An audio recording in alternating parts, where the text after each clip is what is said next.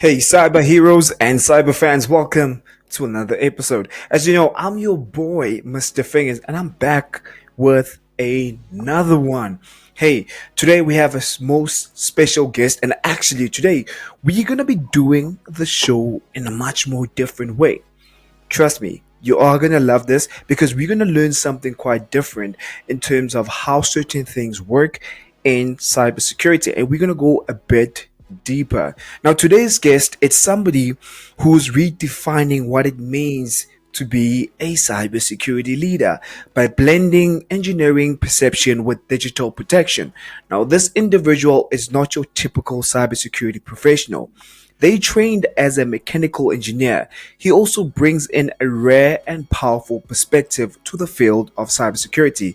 He's one of that views the person who views cybersecurity in terms of not just the cybersecurity, but they view cybersecurity as hey, it's something that it has to be implemented as well. Now, this particular individual I'm talking about is currently pursuing a PhD in industrial engineering at Stellenbosch University. His research spans and sustains energy, advanced manufacturing, but what truly sets him apart is how he bridges the gap between engineering and also cybersecurity. Well, I want to hear him out today. He also serves as an executive director of Micro Dev Africa. It's actually an industrial automation company now making bold moves in the cybersecurity industry. Now, their job is actually it's all about protecting critical systems around sectors like your smart cities, water waste management, leak detection,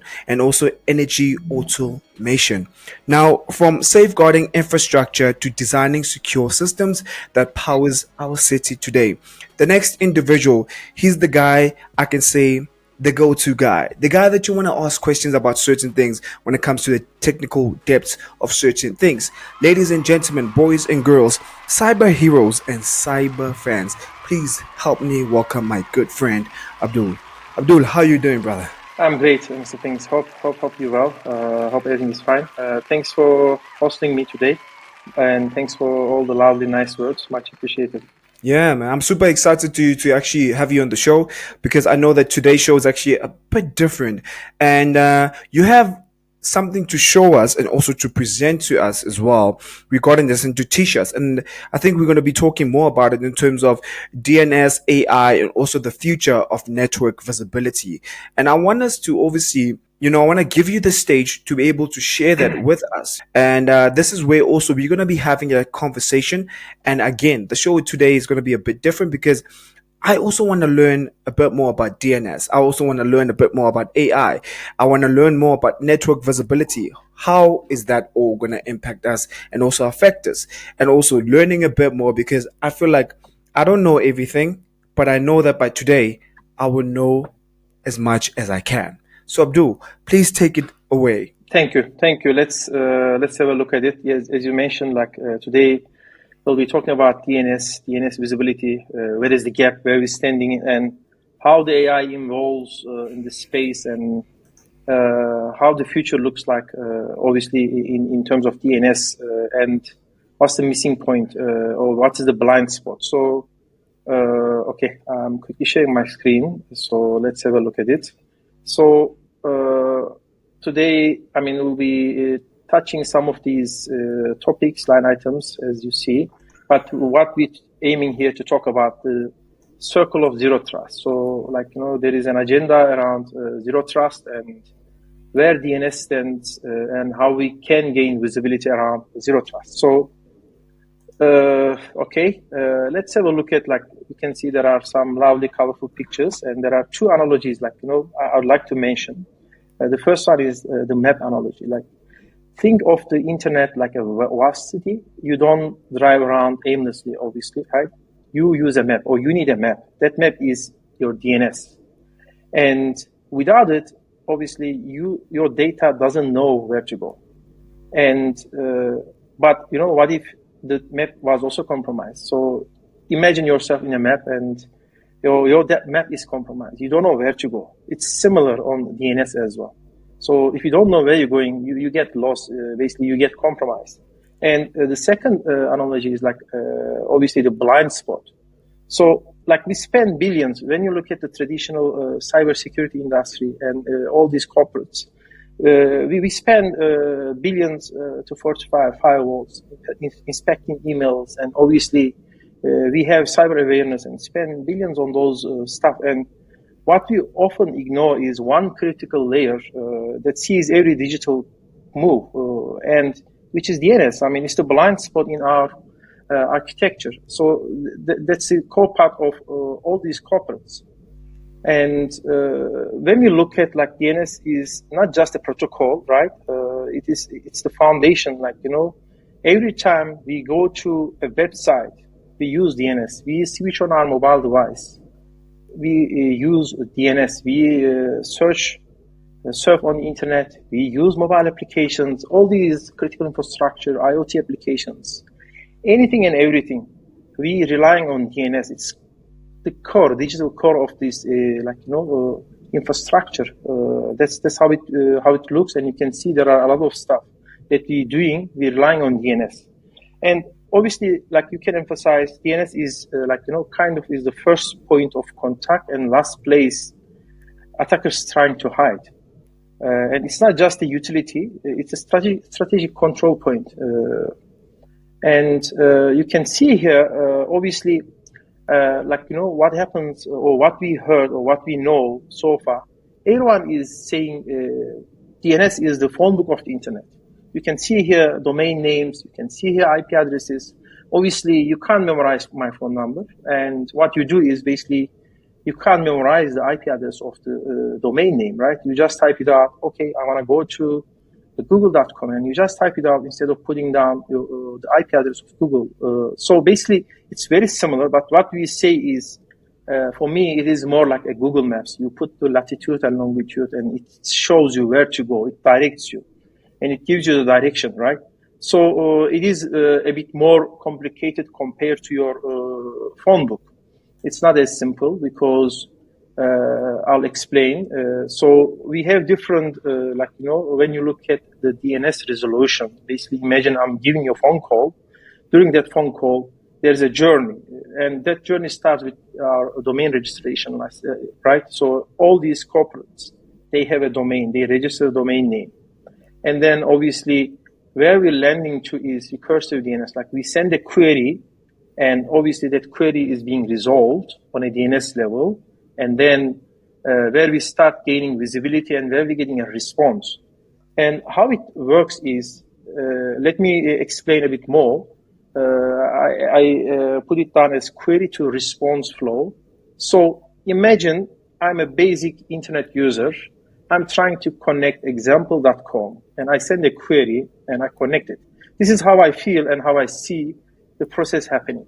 But a little bit of techie, how it happens is I'm calling Mr. Fingers, and then, okay, he responds back. Basically, then when he responds, I can basically communicate with him.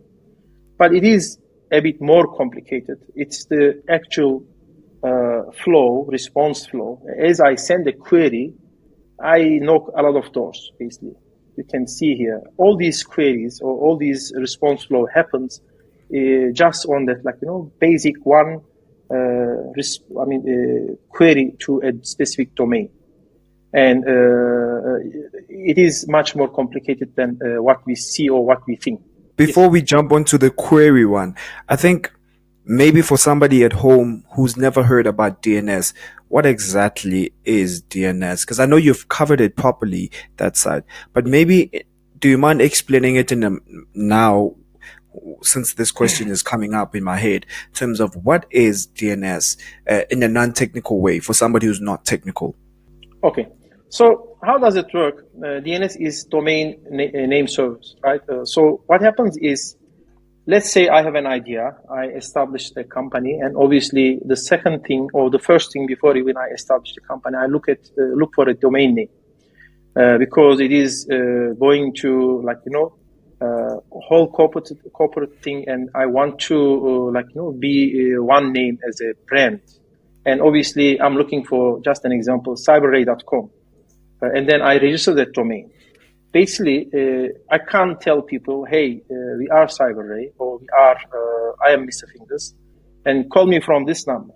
Instead of putting down a lot of IP addresses, different IP addresses for each domain, they basically type down and connect to you or to CyberRay or another corporate via domain name. Basically, that's how it works. And when we go to browser, we just type it out, press enter, obviously we connect that domain, right? So this is basically what is domain name, but obviously there is a response flow, there's a journey, as I explained on my previous slides. So yeah, this is it.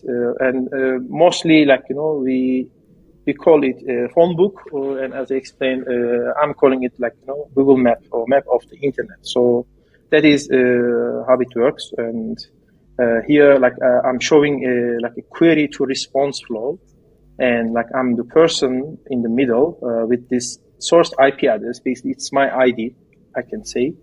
And then I'm trying to connect this IP addresses on the left, which is the domain, and I generate so many queries. I'm knocking a lot of doors. I'm trying to connect a lot of, on the backend, DNS queries, so I can connect to this domain or this IP address. And basically, domain is the wording.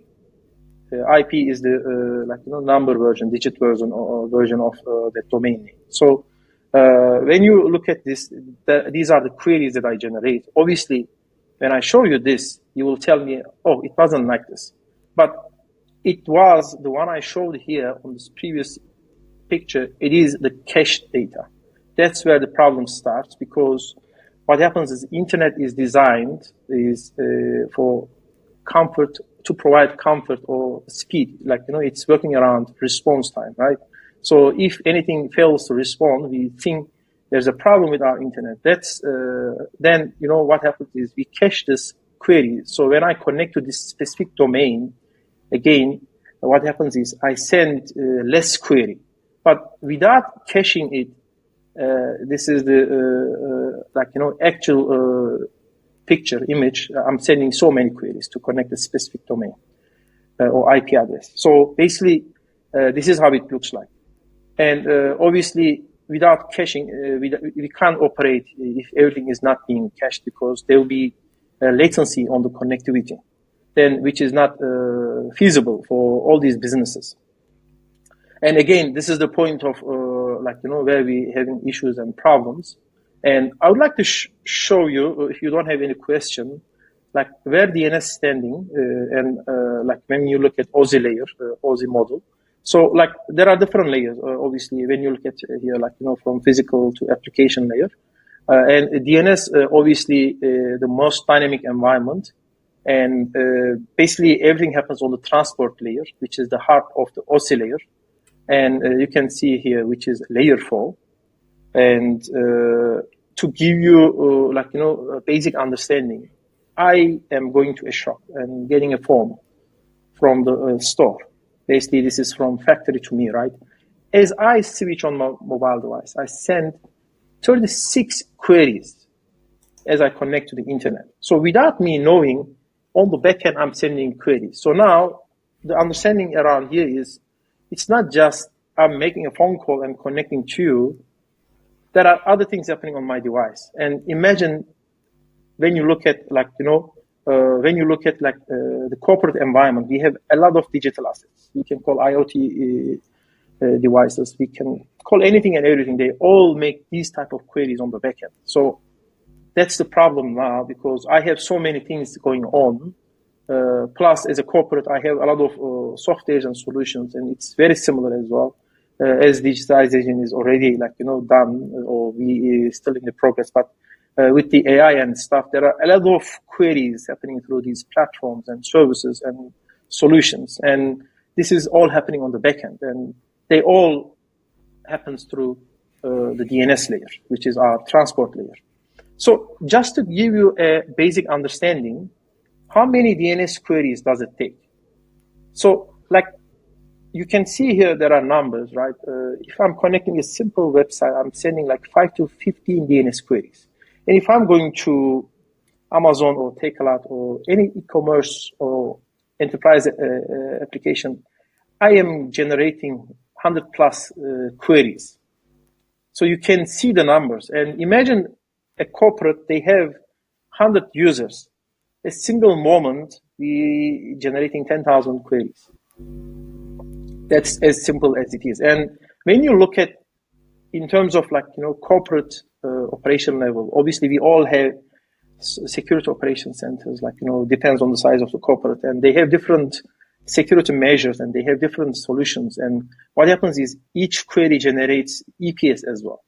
And during active browsing, I generate 10 to 50 EPS, right, on a single device. And when we look at 1,000 users can easily generate 5 to 20,000 DNS query per second. So the numbers is going or growing or increasing, we can say.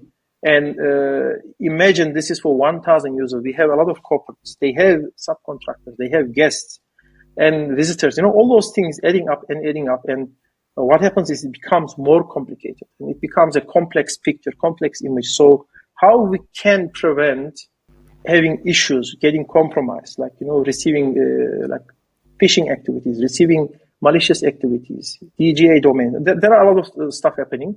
Obviously, it goes back to our core part, which is DNS.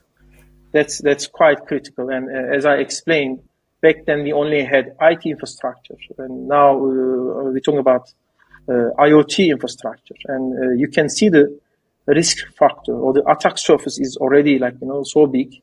And what we're trying is we obviously on the corporate level, our CISOs, CIOs, depends on the size of the company. They have different individuals and looking after this section, and they obviously try to optimize their cost, being selective and trying to get the right solution and services so they can avoid getting issues. And what happens here is you have to provide an environment, secure environment to your corporate, your staff, so your business can operate and maximize their workflow. So here, when you look at internet, again, is designed for reliability and speed, not for security. So the aim of the internet is reliability and speed. So that's where you can see there is no authentication, no encryption, in traditional setup, and we have a little monitoring. So then DNS becomes a perfect target because every devices you see here on this picture uses DNS, right? And what happens is because of the complexity, the security teams, they often ignore this layer. And we all have legacy systems, and we're still depending on these legacy systems. And because of the complexity, we rarely view DNS logs until something happens. Or until something happens, we say, okay, we are all safe, right? Because nothing has happened. This is the fundamental baseline of what we're thinking and how it works at the moment in a corporate environment. Yeah, I have a question on that. Just go back. So just a quick one. So, as it says, with the landscape of this, in terms of why attackers target the DNS. So I think the question with that is maybe we can go a bit deeper in terms of that. What would happen if, for example, an attacker were to target a particular company and gain their DNS? In such a scenario, maybe, for example, with your experience, if you've came across this, what would usually happen in such an instant? So, thanks. It's a very nice question. Again, when we look at, we have different layers in terms of operation or company infrastructure, and it goes same for the security as well. And obviously, we have to optimize our cost so the company make or maximize the profit, right? Otherwise, the business or the corporate is not making out of what they supposed to be doing, and it becomes non-operational. So to avoid that, we have to provide a safe environment. And looking at that, we have so many IoT devices, so many IT infrastructure, so many cloud environments. And obviously, throughout the whole process, depends on the corporate. Maybe I'm a law firm, I'm using different softwares and solutions, or maybe I'm an engineering company, and what I'm doing is I'm using SCADA, IoT equipment, PLCs, RTUs. I have different engineering softwares like Katia, SolidWorks, and I do design and stuff. And obviously, all these software solutions, infrastructure, critical infrastructure, operational technologies, they all operating throughout one window, which is our DNS. So as I'm connecting to the world, or as I'm doing business, I have to connect to the world, right? And it goes through DNS, which is on the OSI layer, which is our transport layer. So basically, because of this complexity, attackers or threat actors, they love DNS because it is too complicated to monitor. It's being avoided for so many years, still being avoided. And we don't look for these DNS logs. We don't analyze them. We don't have visibility around these DNS logs. And that becomes a threat. Digital code becomes the most vulnerable point for us, and becomes the most loud ones by threat actors, obviously.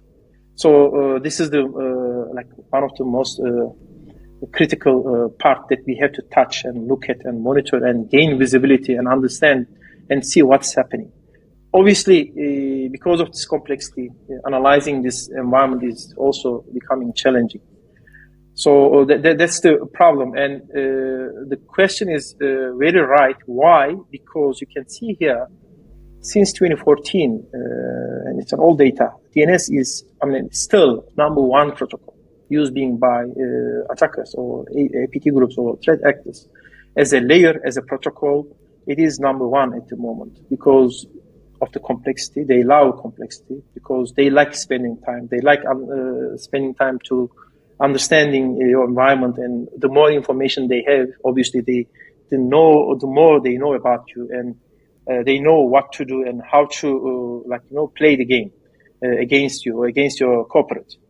So that is the reality, and this is the biggest issue for us. And there are some numbers you can see here.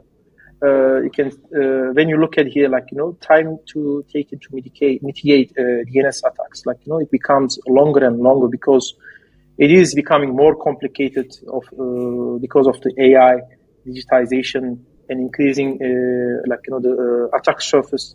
Because now we have more critical infrastructure, and obviously, as we have many jobs to do, right, to cover as a corporate, because we're not just looking at security, looking at other things, so we can operate, we can offer services, we can basically make money, right, as a corporate. But if I'm a hacker or a threat actor, I'm spending my time to find how vulnerable you are, and that's my job, my aim to break through and get into your environment and play the game. So basically, because of that, they are more how do I say, experienced in the space compared to us, because we can't just defend or we can't just try to understand, because we have other duties as a corporate. Because of that, the mitigation time and the numbers you can see, an average cost in 2021 was almost $1 million for each DNS based attacks. So it is getting worse and worse, and as the core part of the digital world, we have to look after this layer, this protocol, and understand and gain more visibility around these things. And I'd like to show you a real world scenario here.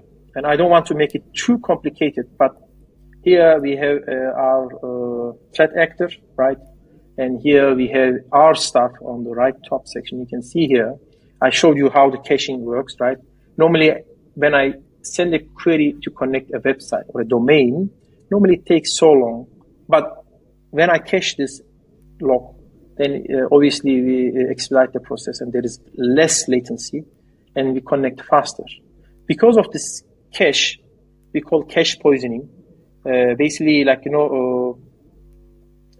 hackers, sitting in between, or threat actors, they sitting in between. We're trying to connect a domain, but without knowing what's happening, because we don't have visibility on DNS layer. And obviously, we start feeling there is a problem with our network connectivity. There is a latency, but we don't realize it could be because first thing we're thinking as a user, it could be the ISP, right? But it may not be the ISP because it could be the cache poisoning, and the latency happens because of the threat actor. They're sitting in between, and obviously they're sending on the back end, as I showed you, those so many queries, right, generated without us knowing. And there is other queries, malicious queries happening on the back end. And imagine I have 10,000 stuff and I'm sending queries, and there are how many cache poisoning happening, and there are so many queries generated by these threat actors. So how am I going to know? How am I going to gain visibility? How am I going to understand I'm being compromised? This is becoming also a little bit complicated as we don't have visibility. So it's kind of a quiet tunnel for like attackers, their GPS, and sometimes even their chat room, right? Because they spend time to understand one of our stuff. Just an example, if they found a tunnel, they monitor, understand, see the data flow, see the process, see some critical information, and understand what's happening, and keep the data, record those things, and so on and so on. And it's a whole process for them as well. What happens is, if you monitor this layer as, a security layer, not just a utility, right? We stay blind to early warnings. So as we gain more visibility, we understand, and okay, there is DNS tunneling. Oh, okay, there is malicious query. Oh, this is blind. This is imagine. I'll give you an example as well. We call DJ domain. So it's kind of a private phone number is calling you, and you don't know who is that. This is similar. There are DJ domains where we don't have IP addresses. It sends like 0.0.0.0. And when there is such case, our traditional solutions, they won't understand. They won't see what's happening. Someone is knocking your door, but you don't know who is that because you don't see there is someone. Basically, it's invisible. And we have to gain visibility. We don't have to look at DNS as utility. We have to understand and see the complexity. So yeah, just another one there at the back. Again, do you mind just going back to that slide? Yes. So this is a very interesting one because it also just made me think, right? I've seen this happen, and I'm sure a lot of people, even people are sitting at home, people own businesses, small businesses, and even at home through our phones and all this, we've seen a lot of cache poisoning happening, but without us knowing what it is. And you've just explained it in the most amazing way ever. But for people who don't know what cache poisoning is, because you've explained the theory behind it, but what does cache poisoning mean? I think because reason why I'm asking this, because we also have people who are non-technical and they don't know these things, because I think trying to relate to them as well. But what does cache poisoning mean for people who don't know, who've got small businesses and people who are sitting at home and who are wondering what is that? How do I explain on a basic level? Think about, I'm trying to go to a point, which is my destination, which is our website, non-technical way. And obviously to operate, as I explained, internet is designed for reliability and speed, right? Or for us to reach there, obviously we're looking, instead of walking, what we use our vehicles, right? Or we take a flight to go to a destination for our, final target. And we try to speed up the process. We're basically looking for a shortcut so we can make this thing happen. The internet is similar as well, right? So as I'm connecting to a website, the web browsers or whatever I'm using is caching the data. Basically, what happens is all these roadblocks is being taken away. Next time I want to visit, I know my way, and I use that way because it is faster. And automatically it happens on the back end. And if we don't know what is happening on the back end, there is a threat actor sitting as nothing, and we're thinking we're going where we're going, or we're connecting where we're connecting. But on the back end, hackers or attackers or threat actors, they sending queries, right? And I'm making a phone call to Mr. Fingers, and it doesn't go through, right? But what happens is on the way, I'm calling someone else because I don't see, but I by mistake, without knowing, it happens automatically on the back end, and I call that person basically. And then you don't answer because I can't call you, I can't reach out to you. But on my way, I make a phone call to the threat actor, and then this is cache poisoning basically. And I'm thinking I can't call because the web browser is not operational, or the ISP is not responding because there is no network, and I can't call you. So this is, I don't know if I could explain, but this is how it is. So cache poisoning is kind of this scenario, and we send a query, and the query goes to another point, another person, or another website on the back end. But obviously there is no response, and we send same query again, and I'm still trying to connect that web browser, and I'm still calling that query, which is sitting in between, that gives latency, that blocks my query, main query. And then obviously I can't again connect. And it repeats and it repeats again and again. And imagine 1,000 people in the corporate, or 100 people, they're doing the same thing. And one of them will hit the target, and then you will get compromised. Again, I would like to give you a little bit of understanding around like what's the blind spot in traditional security, because we all aware of there are. I mean, the first thing we're looking at are antivirus, EDR, XDR, and our firewalls, email security, right? So when we look at firewall level, we're looking at URL level, and all our endpoint agents are foundational, and obviously they only see a part of the picture. So they don't see the whole picture, and because there are other activities happening on the back end, they don't have visibility, they don't understand. So firewall can only see the traffic after the connection is being made. Basically, they can only gain visibility when I connect it to a website or domain. And when the DNS connection is failed, or the connection intent is failed, they can't see. So basically, they can only see me when I arrive my destination. So they only have visibility when you look at part of the picture. And URL filters, they only inspect what loads in a browser. So imagine I'm connecting an e-commerce platform, and when I connect it, they only start inspecting because they only see the data. They only see the resolution happened. And obviously, when you look at endpoints, they don't run on legacy IoT or like bring your own device.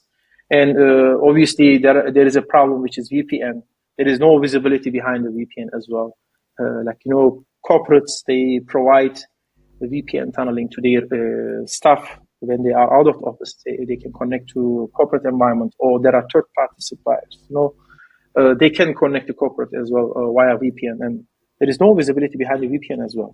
It's easy to bypass any security solution as well. Once you're in, you have whatever you want or whatever you're looking for as a threat actor. So, with that saying, it is something like a clear picture of like how the corporate looks like in terms of security. Obviously, we have all our security solutions, and we have a SIEM or SOC operation.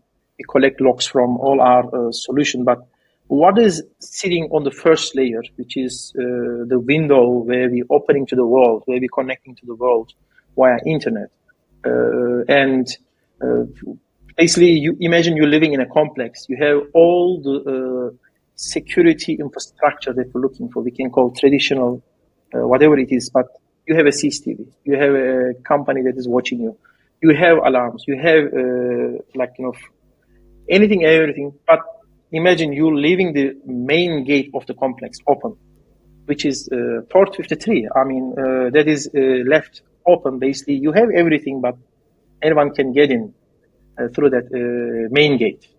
So this is how it looks like, and this is the gap, and we call UDP 53 or port 53, but that's where we're standing, and no one is watching basically port 53. So then why having the first layer security, or why it's so critical? Because imagine again, we're going back to the complex. We have families living in the complex, right? And obviously anyone can get inside. And we don't know. I mean, we can think that person is safe. But without gaining visibility, these are the people in the complex. It can become, they might be one of the threat actors. They might be the malicious traffic in that complex, right? Because our main gate is open and anyone can get inside. And I don't have visibility in my complex, in my corporate environment. I don't know what is happening because I don't have visibility. Then DNS becomes a blind spot because I don't know who is in there, and it is what it is. And so imagine, as I analyze, there are DNS logs. You can see I have my source IP, which is my identity as an individual, my device name, my MAC address, my username, and so many things. Just a quick one here on this one. So what is this a SIM tool that you've used to see these DNS logs? So we can't actually say a SIM tool. This is kind of advanced DNS layer visibility. So imagine a solution that is only collecting DNS logs, analyzing these DNS logs. But obviously, what we collect here, we collect logs from your DNS service. We collect logs from your Active Directory. We collect your logs from your DHCP service. And obviously, we're putting them as one line item with date and timestamp. So then we have full visibility. So with that saying, right, we have date and timestamp. We have identity of the person or identity of the device with source IP, device name, MAC address, and username. Basically, imagine you have a CCTV camera, right, sending malicious query, but you don't know because you don't have the visibility. You don't know which source, which device that malicious query coming from. So this is kind of SIEM for DNS layer because we're gaining visibility, we're collecting logs and gaining visibility around each and every single DNS logs. And we going back to very first slides, we told you this is imagine 100 people is generating 10,000 queries, right, in a single second. How you will gain visibility around 10,000 logs? So how you gonna analyze them? So that's why we need such solution that can analyze with AI and machine learning and gives us everything as one single line item. So I know if there is an incident, I can go back with date and timestamp and I can pinpoint the root source of the incident, root source of the SQL server or CCTV camera or one of the IT infrastructure, IoT device. These are the logs, but these are the DNS logs. So I don't know if that is clear. Yeah, that's very clear. Cool. Thank you so much. Okay, great. So within seconds, the solution tells you who queried it, what machine, and what's the normal behavior. So you can understand it is safe or not. When you look at this slide, you can see here, obviously with this visibility, you can see the top domains that's being generated or queried by your corporate. And then with one click, you gain visibility around what is happening if there is any malicious query. You can see on a user level. And imagine that user is not just your staff, right? It could be, because when you look at IT level, your CCTV becomes one of the assets of your corporate. So there might be a malicious query on a DNS layer. You may not gain visibility, or you may have an SQL server, it might be infected. And with one click, you can identify and see what is happening on DNS layer. So then you understand, okay, I got a ransomware hit, and the first hit happened through this infrastructure, this SQL server. So this is to understand and analyze and find the root source of the incident when there is such case, kind of internal audit or forensic investigation, we can say. because we're spending so much after the incident happens. So basically, it is kind of giving you that visibility as well. And obviously, with the AI involvement and machine learning, what we do is we understand, we monitor, we see, we watch the corporate via these logs, we analyze them, and there is an anomaly because someone in the corporate, it could be a staff, it could be one of the software that we're using. Imagine a SolarWinds incident. What happened is one of the intern leaked the credential, and then with that, attackers, APT groups or hacker had an access to GitHub, and obviously the solution itself thought they released an upgrade, firmware upgrade, but on the back end there was other things happening, and as we don't have visibility, there was now new queries happening, DNS queries, new phone calls, things like that. So then it is first time listed domains in the corporate. So if you had such solution that analyzes these logs and tells you, okay, listen, hey, there is someone on your door, and it's the first time that you visiting this door, this knocking this door type of thing. So here, what happens is obviously you monitor, you watch the anomalies, and avoid further issues, because now you know there is someone on your door, knocking your door, and it is the first time. You don't know that person, and you have to analyze that thing. So this is the story for first time listed domains or first visited domains. We can say we need an AI involvement, machine learning involvement, so we can monitor these logs. We can understand the behavior, the historical background of the corporates, what they're doing, what they have been doing, and what is happening in that current moment. It has to be so quick, so you see what's there, what is available, and you can analyze and obviously take action to avoid further problems. It could be normal, but it may not be normal. And what if it's not normal? Then you have the problem as well. So this is something else I would like to show you. This is I prepared this a long time ago. You can see here when was the date, 1st of I think May, and 25 days I'm monitoring Center Convention Center. I prepared this for one of the events, and I would like to see what's happening in this specific point in this building, you can say. Mm-hmm. And what I see here is, as I get closer, there are 8,397 points. These points are, we can say, mobile devices, right? So here I'm showing you kind of infrastructure intelligence, way beyond DNS security. So I now know there are 8,397 unique device IDs or unique devices, mobile devices that's connected to the internet. And as I get closer, you can see here, these are the devices, date and timestamp, device IDs, and Wi-Fi name, BSSID. So these are the devices connected to the internet, and I know which device. And then I'm selecting one of the device here, right? This is the device, and this device is connected to the conference center Wi-Fi. And then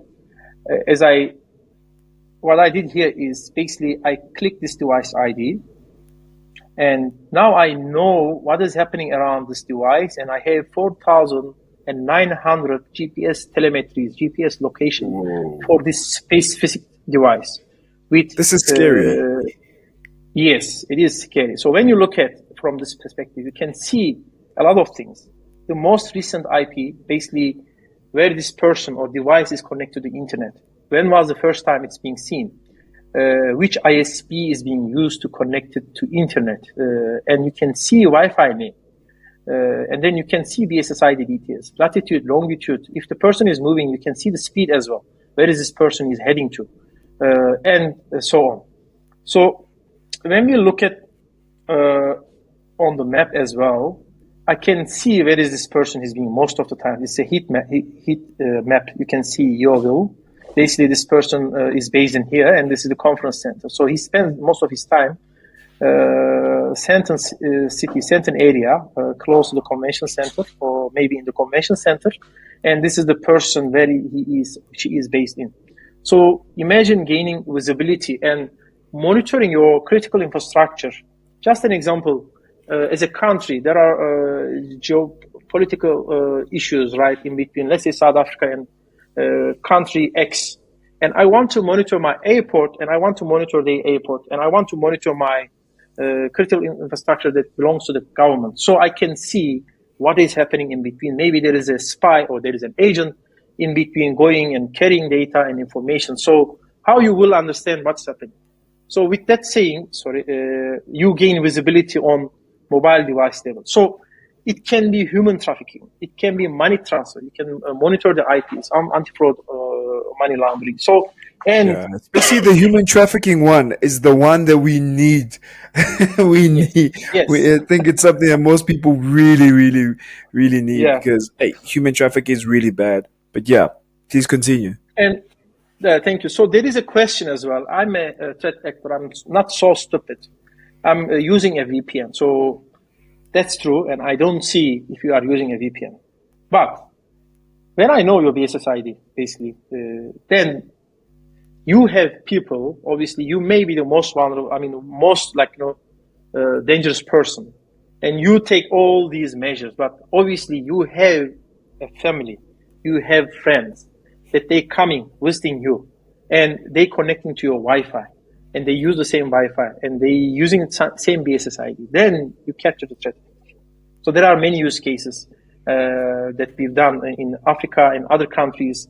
We capture these people through these scenarios. And obviously, you don't know, this person is maybe in country X and connecting to the internet from South Africa, right? Let's say in Midrand. And obviously, I don't know the person, where is he based. But when I capture those details, as I showed you here, then as I click here, let's say one of the BSSIDs, then, one of the other things that is listed here, public IPs, then I can see what other devices connecting to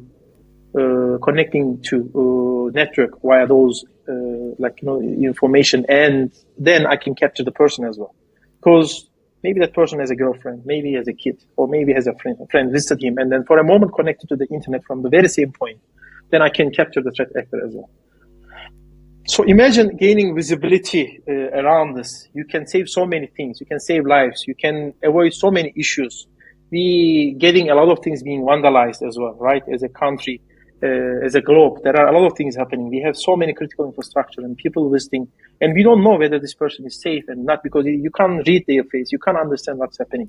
It looks safe, but then when you go back and face with the challenge, face with the issue, then you have to go back and find out. And how are you going to find out?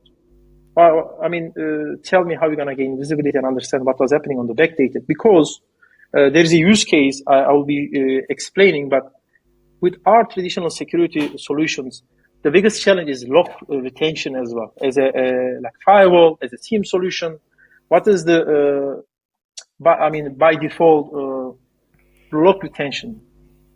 It depends on the license again. It goes back to commercial discussion. Depends on your license.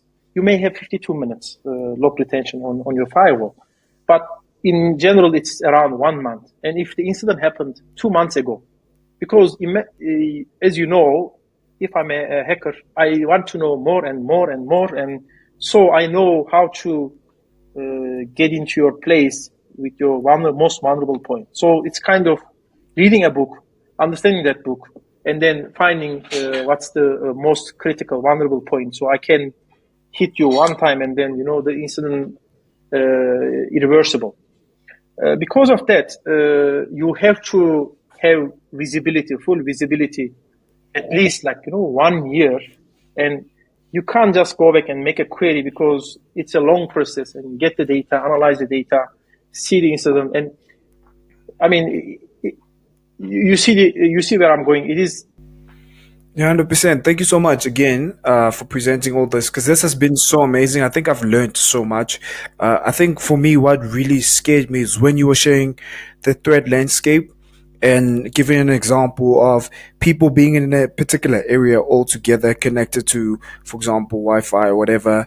And then you are able to find their geolocation during that time and see where they are whenever they are moving and all that.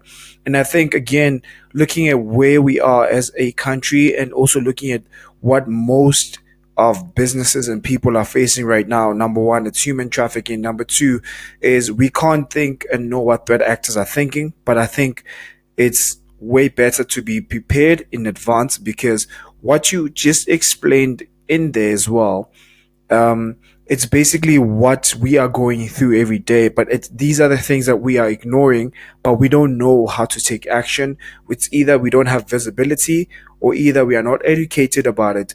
And also it's either we are ignorant about it. So it might be three of those, right? So again, these are different people coming from different backgrounds of life. Either one knows about this, either one doesn't know about it, and either the other one is just ignorant about it. But thank you again, once again. I think I don't have any questions on my side, but I've learned so much. I have learned so much, and to be honest, the tools that you guys are using, they're really scary to me to just look at them right now. But I think I'm very much interested since I'm a threat hunter. I'm very much interested in I think I would love to play around with them and just see what I can come up with. Because I think, especially for people working in the SOC as well, I think this will be very beneficial for somebody who's coming into the SOC. This will be also very beneficial for companies to have visibility and see what's going on. So yeah.